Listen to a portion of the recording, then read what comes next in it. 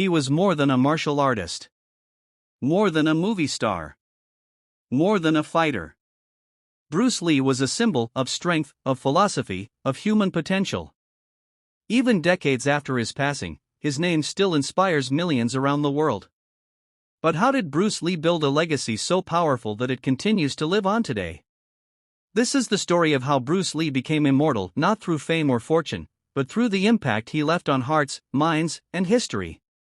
The man behind the legend, 045 to 2 o'clock. Narrator. Bruce Lee was born on November 27, 1940, in San Francisco, during the Year of the Dragon. Raised in Hong Kong, he was a lively, confident child who loved to act and fight. By the time he was a teenager, Bruce was already appearing in films and getting into street fights. But his parents saw something special in him, a spark that needed direction. That direction came when Bruce began training under Ip Man, the Wing Chun master who taught him discipline, respect, and the art of focus. Under Ip Man's guidance, Bruce learned that martial arts was not just about combat, it was about character. That lesson would stay with him for life. The Journey of Growth, 2 to 330. Narrator. In 1959, Bruce moved to America with just a few dollars and big dreams. He attended the University of Washington, studying philosophy, a subject that deeply shaped his way of thinking. He began teaching martial arts to students of all backgrounds, breaking cultural and racial barriers. His classes were filled with energy, creativity, and passion.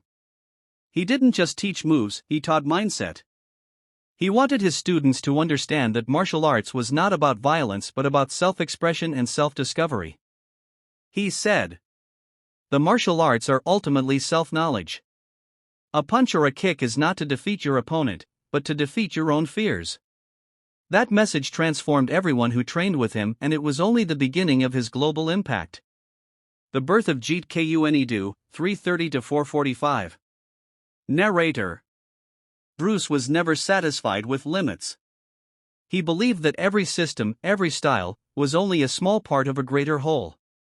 So, he created his own philosophy, Jeet Kune Do, the way of the intercepting fist. It wasn't a martial arts style, it was a concept of freedom and adaptability.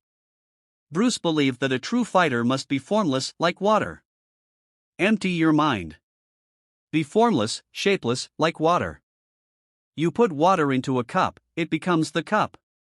This simple yet profound idea changed martial arts forever. He took techniques from boxing, fencing, judo, and kung fu, blending them into a seamless flow of movement.